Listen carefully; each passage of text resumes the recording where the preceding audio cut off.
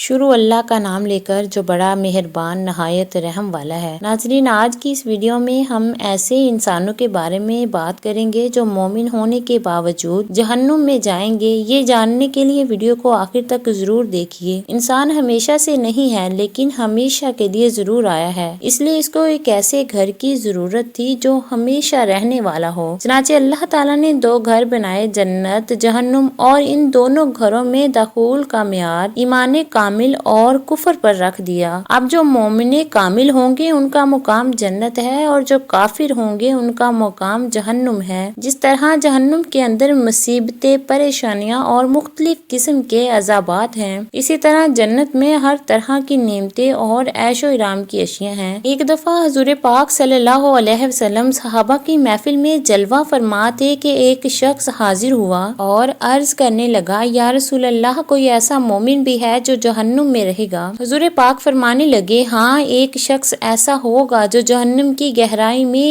1000 سال رہے گا اور مسلسل اونچی آواز سے پکارتا رہے گا، یا حنانو یا منانو۔ ایک دن وہ اس قدر اونچی بلند آواز سے یا حنانو یا منانو کہے گا کہ حضرت جبرائیل علیہ السلام جہنم کے قریب سے گزرتے ہوئے اسے سن لیں گے۔ حضرت جبرائیل حیران ہوں گے، یہ کیسی عجیب بات ہے کہ کوئی مسلسل یا حنانو یا منانو پکار رہا ہے۔ حضرت جبرائیل اللہ کے عرش کے سامنے حاضر ہوں گے اور سر سجدے میں رکھ کر خدا کی تسبیح بیان کریں گے۔ اللہ فرمائے گا، اے جبرائیل سر اٹھاؤ۔ جیسے ہی حضرت جبرائیل سر اٹھائیں گے تو اللہ فرمائے گا کہ بتاؤ جبرائیل، کیا عجب دیکھا؟ آج تم نے؟ حضرت جبرائیل عرض کریں گے، اے ہمارے رب، میں نے جہنم سے آتی ہوئی ایک آواز سنی ہے جو کہ گہرے گھڑے سے لگ رہی تھی، کوئی پکار رہا تھا، یا حنانو یا منانو۔ اللہ فرمائے گا، اے جبرائیل، جہنم کے داروغہ مالک کے پاس جاؤ اور اسے کہو کہ جو بندہ یا حنانو یا منانو کی صدا لگا رہا ہے اسے جہنم سے نکال کر تمہارے حوالے کر دے اور پھر اسے میرے پاس لے آؤ۔ حضرت جبرائیل علیہ السلام جہنم کے دروازے پر تشریف لے جائیں گے،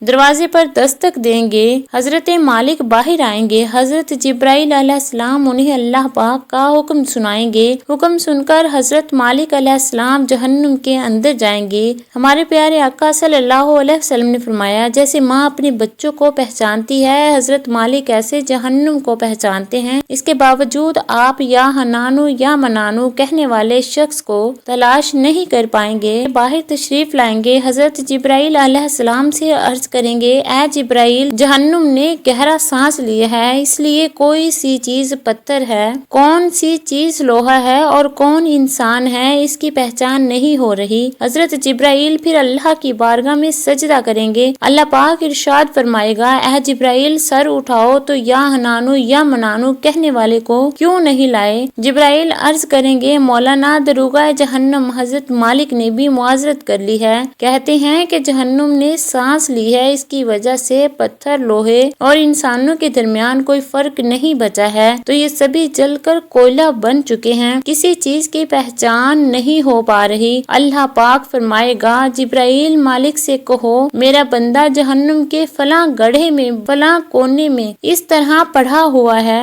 حضرت جبرائیل جہنم کے دروازے پر جائیں گے اور حضرت مالک کو یا حنانو یا منانو پکارنے والے کا پتہ بتائیں گے۔ حضرت مالک جہنم کے اندر جائیں گے اور دیکھیں گے ایک شخص ہے، اس کے پاؤں اس کی پیشانی کے ساتھ اور ہاتھ گردن کے ساتھ بندھے ہوئے ہیں اور جہنم کے سانپ، بچھو اس کے ساتھ لپٹے ہوئے ہیں۔ حضرت مالک اس کی زنجیریں توڑ دیں گے اور جہنم سے نکال کر حضرت جبرائیل علیہ السلام کے حوالے کر دیں گے۔ حضرت جبرائیل اسے عرش الہی کے سامنے لا کر حاضر ہوں گے، سر سجدے میں رکھیں گے کہ اللہ پاک فرمائے گا، اے جبرائیل سر اٹھاؤ۔ جبرائیل علیہ السلام سر اٹھائیں گے۔ اب اللہ پاک اس بندے سے فرمائے گا، اے بندے، کیا میں تیری بہترین تخلیق نہیں کی تھی؟ کیا میں نے تیری طرف رسول نہیں بھیجے تھے؟ کیا ان رسولوں نے تمہیں میری کتاب نہیں سنائی تھی؟ کیا میرے رسولوں نے تجھے نیکی کا حکم نہیں دیا تھا؟ تجھے برائی سے منع نہیں کیا تھا؟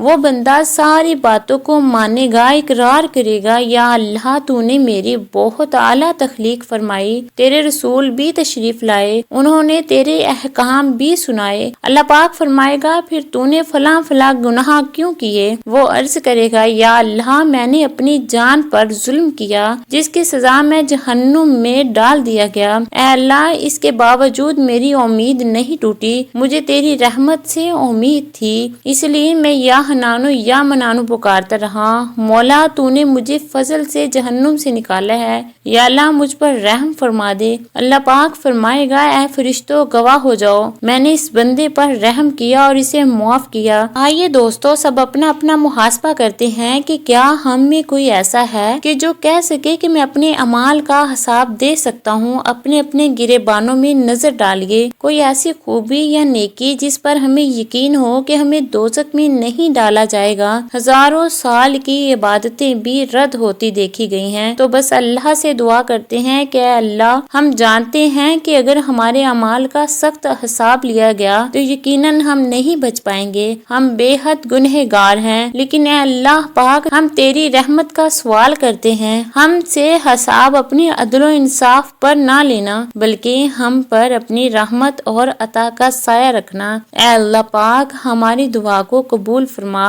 آمین۔